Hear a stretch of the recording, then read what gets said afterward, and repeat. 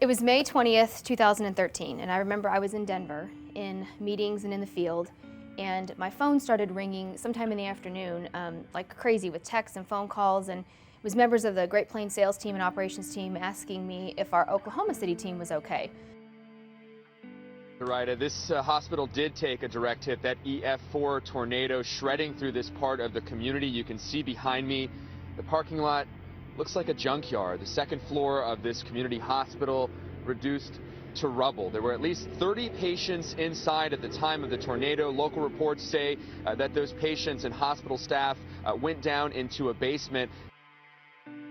I'd watched the weather earlier in the day and knew there was a possibility of thunderstorms in the area, but didn't quite realize what had ensued. Come to find out, an E5 tornado had hit Moore, Oklahoma.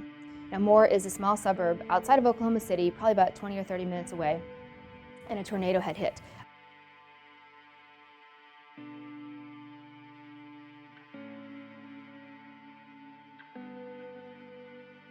And that was terrifying in that moment because I knew that our territory manager, Lindsay Goodman, and our CSL, Alicia Schieber, were in that general vicinity. I immediately contacted Lindsay Goodman, who's our territory manager, and was able to get through to her, thank goodness, even though cell phone lines were kind of spotty at best. She informed me that she was safe and sound, and that our branch team was safe and sound, and that our branch building was safe and had not been hit. That was a relief. However, she also informed me that they could not get a hold of Alicia, and Alicia is one of our CSLs in the area.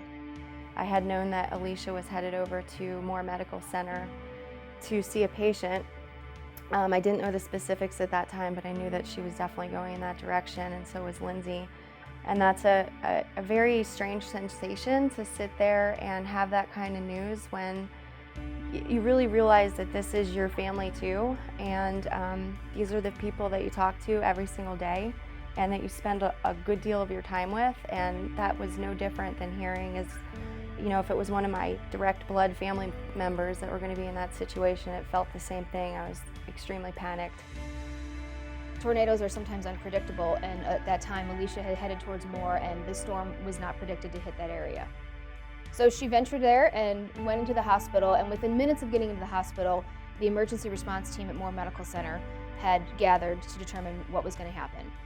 As soon as she walked in, she had just made it to the patient's door when they called a code black at the facility, which basically meant that they needed to evacuate and go to the safest place within that hospital, which was the cafeteria on the first level, which wasn't even, by any sense of the word, a safe zone. That was just the safest zone that they could get to.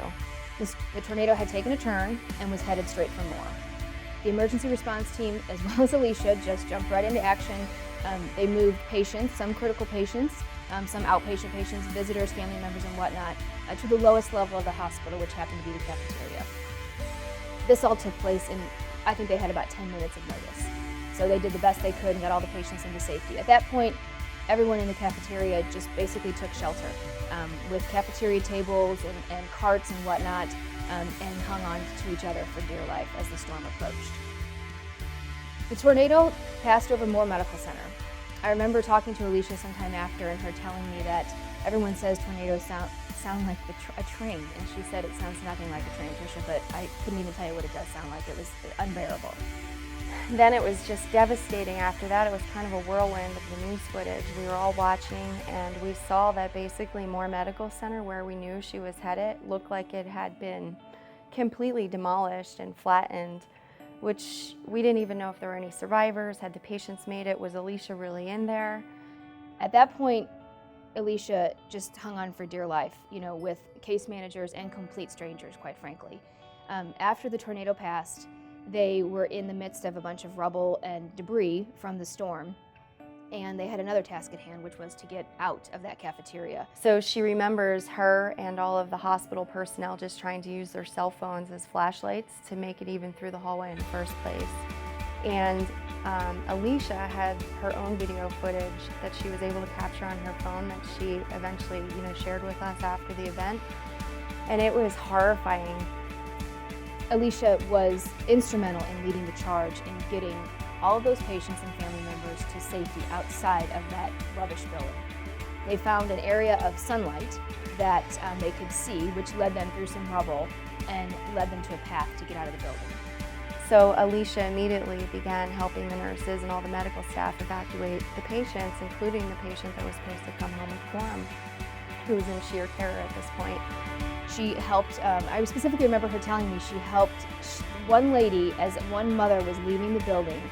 Alicia had already stepped out of the building, and one mother that was leaving the building literally almost threw her 4-month-old baby at Alicia to get that baby out of that building so that nothing would happen to her child. And Alicia grabbed that baby and just held that baby until that mom could come out. They ended up getting everyone to safety. Thank goodness there was just bumps and bruises that everyone had, out of there. But Alicia did end up losing her car out of that tornado. Upon, coming out of the building and after being evaluated by EMTs and police and whatnot, she kind of was assessing the area, and cars were just in piles, 4 and 5 cars deep, just a couple hundred yards from her. Her car was nowhere to be found. She had no idea if it was in that rubble or if it was 30 miles away. Who knew? She ended up losing her car to that deal, but she did, and she ended up with only some bumps and bruises, but she has certainly one heck of a courageous story, I would say. I've known Alicia for a couple of years that she's worked for Coram. I would have to say that she's a star. She's one of the most compassionate and courageous individuals I've ever met in my life, and I am honored to call her a colleague and a friend. I believe that Alicia is the Y Coram, and she is just one of many, many heroes that we have at Coram. Congratulations, Alicia. I think that there's no one more deserving than you of this Hero Award this year, and it's a pleasure, it's a privilege, and an honor to know you and be able to be side by side with you in the field, with our patients, with our referral partners, and I look forward to many more years to come with you. Congratulations, Alicia. You deserve this award and so much more. Thank you for going above and beyond for our patients and their families.